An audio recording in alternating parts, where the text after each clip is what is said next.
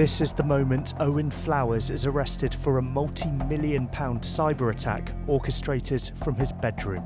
At the time of his arrest, he is just 17 years old. And this is his co-conspirator, Thalha Jubair. He's just 18 years old here.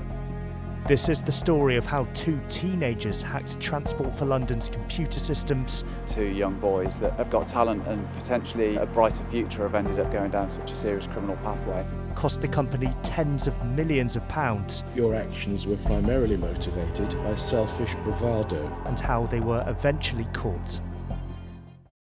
Owen Flowers and Thalha Jubair have been described as computer-obsessed loners, both known to spend hours playing video games in their bedrooms.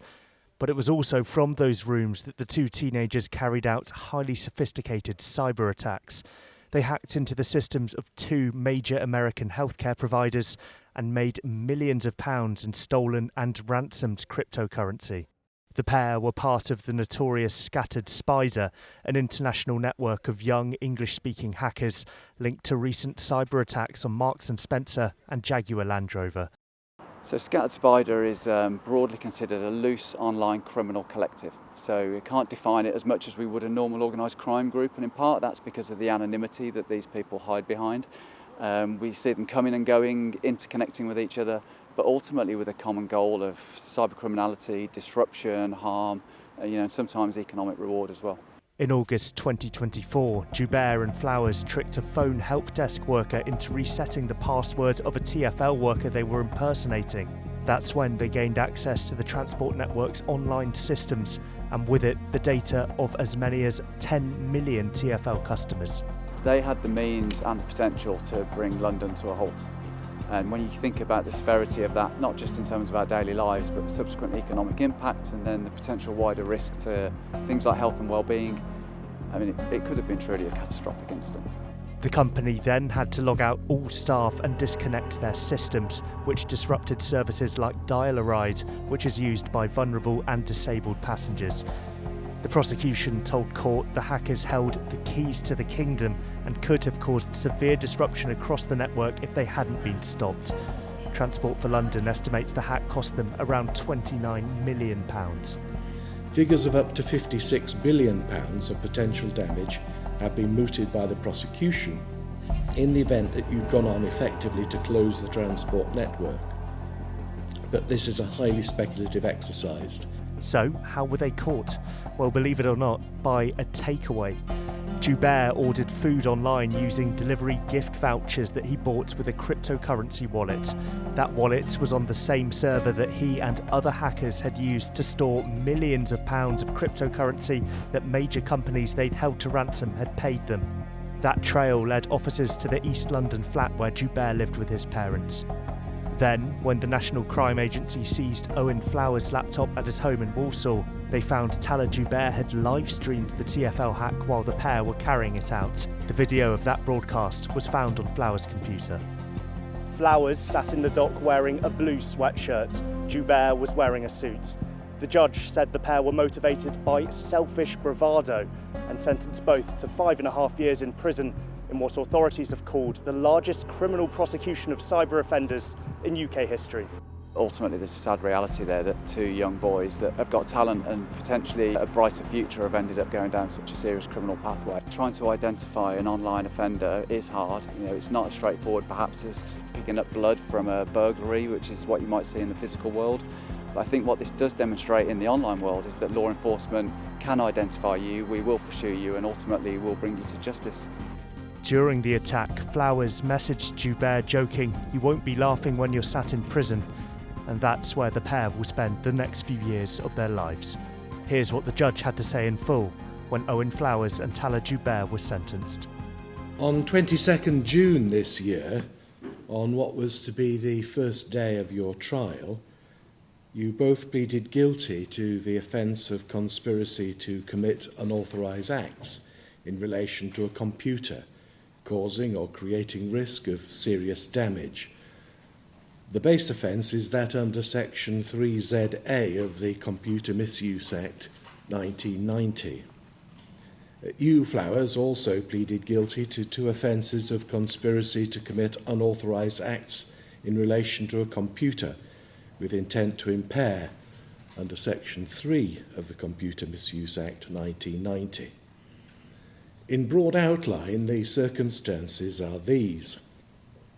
In respect of count 1, you were both engaged on a sophisticated intrusion upon and violation of the internal computer systems of Transport for London over the period 31st August to 3rd September 2024. No purpose will be served by descending into unnecessary detail. The facts have been fully articulated on behalf of the prosecution in both written and oral submissions. In broad terms, however, you acted together and with others unknown to gain unauthorised access to TfL systems at increasingly high levels. You and those others deployed a combination of techniques, which included social engineering and the use of sophisticated software, all of which were aimed at exploiting vulnerabilities in the TfL defences, whilst at the same time covering your own tracks. Although your activities did not ultimately have an impact upon the ability of TfL to deliver a safe and reliable network, the actual disruption caused, which was foreseeable and as to which you were reckless, was very serious indeed. The dial-a-ride booking service, the provision of concessionary travel cards, the digital payments channel, and the rollout of contactless ticketing were all seriously adversely affected. No fewer than 27,000 users had to reset their passwords. You also downloaded a significant amount of personal data from the Oystercard database. Your activities ceased only when TfL resorted to taking extreme and desperate measures, which included severing the means by which all remote access to its systems could be achieved and disabling all its computer connectivity to the internet. The remedial work required was in the region of £25 million, which excludes the costs of taking steps to guard against similar attacks in the future. Figures of up to £56 billion of potential damage have been mooted by the prosecution in the event that you'd gone on effectively to close the transport network. But this is a highly speculative exercise based on consequences which neither of you occurred nor which you intended. I'm satisfied that your actions were primarily motivated by selfish bravado, heedless of the severe consequences to others. Your hostile intrusions persisted over a period of 4 days between 31st August and 3rd September 2024. During this period, you were able to exfiltrate a large quantity of personal data concerning the owners of Oystercards. Much of the information presented to me concerning the detail of your activities was derived from videos which you, Flowers, took and which were found on your computer on your arrest. You were at the relevant time broadcasting the progress of your hacking activities to a small audience of like-minded enthusiasts. You, Flowers, then embarked on 2 further malign projects involving intrusion into not-for-profit health systems in the United States, SSM Health and Sutter Health. They formed the basis of counts 5 and 6, respectively. The base offence for each of these counts is performing unauthorised acts with intent to impair or with recklessness as to impairing the operations of a computer, contrary to Section 3 of the Computer Misuse Act 1990. Your incursions into these systems were interrupted by your arrest when you were literally caught in the act at your home. You were thus deprived of any opportunity to cause substantive damage or to exfiltrate any sensitive data to which you may have gained access under these counts. There are no bespoke sentencing guidelines in respect of offences under the 1990 Act. Nevertheless, I must take into account the more general guidance to be found in the guidelines on overarching principles, reduction for guilty pleas, sentencing children and young people, offenders with neurological impairments, and totality. I will note at this stage that despite your relative youth and neurodiversity, your offending in this case is so serious that I have no alternative but to pass a sentence of immediate custody upon you both. The sentence I will pass is the lowest which is consistent with adequately reflecting your criminality. I start with your case, Flowers.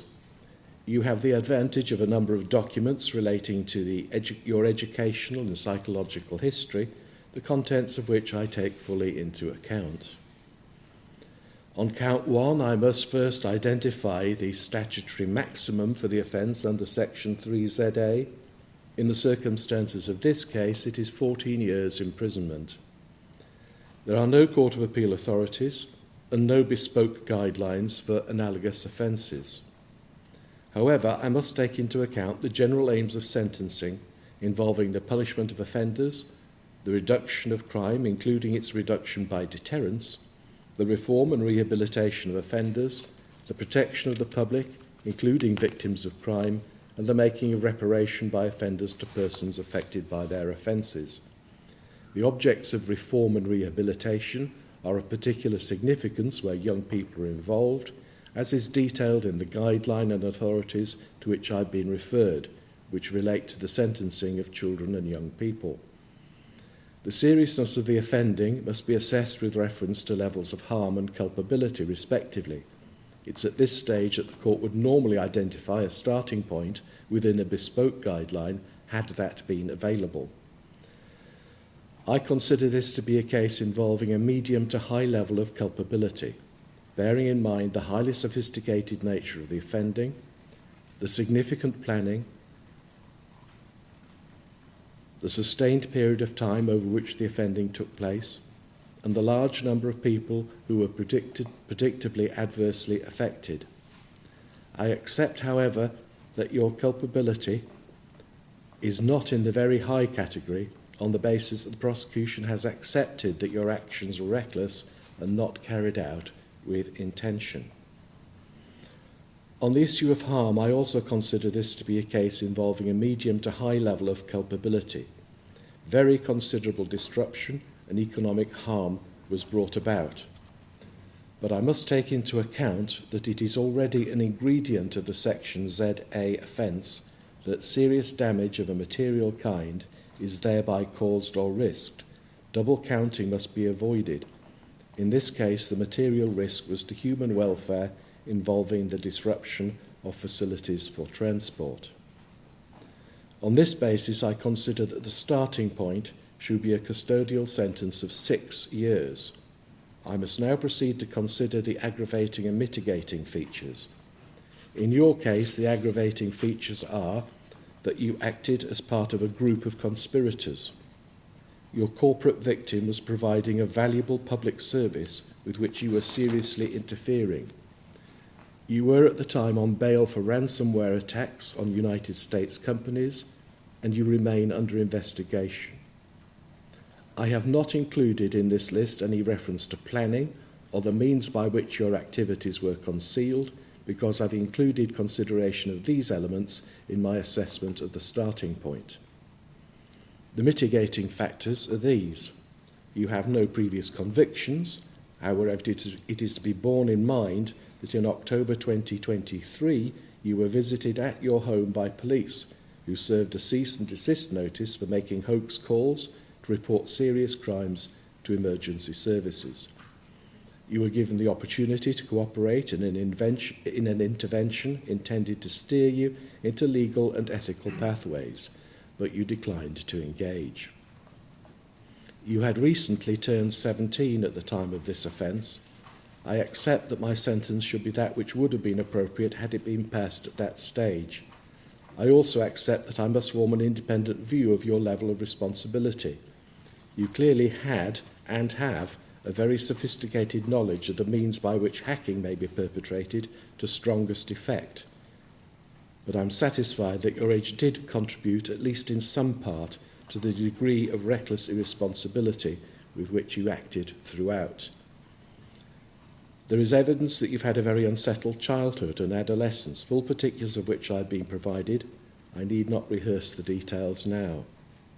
Your neurodivergence, taken in conjunction with your age, to which I've already referred, accounts in part and in conjunction for the attraction which this type of criminality holds for you.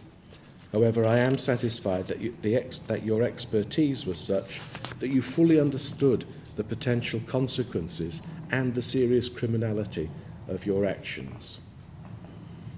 Balancing out these aggravating and mitigating features, with particular reference to your age, I moved down from the starting point to 5 years and 6 months in custody. I turn now to the discount for your guilty plea. Usually a discount of 10% will be appropriate for a guilty plea entered on the first day of trial. However, I accept that a combination of features, including difficulties in getting access to your legal advisors and late completion of expert reports on your behalf, enabled me to increase the discount to a little over 15%. Your sentence on count 1, therefore, is one of 4 years and 8 months. I turn now to counts 5 and 6. I have 2 options. One will be to make count 1 the lead offence and increase the sentence passed thereunder to reflect the additional criminality involved in counts 5 and 6. The other will be to impose consecutive sentences under counts 5 and 6, but to mitigate their lengths, having regard to the principle of totality. I prefer to take the latter course because these counts relate to separate victims in relation to a distinct time of offending. I stress, however, that the total sentence would have remained the same whichever of the 2 routes I'd taken to get there.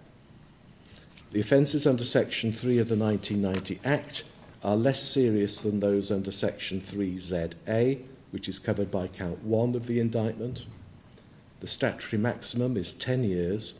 Furthermore, your incursions were significantly less advanced than they had been against the Transport for London systems.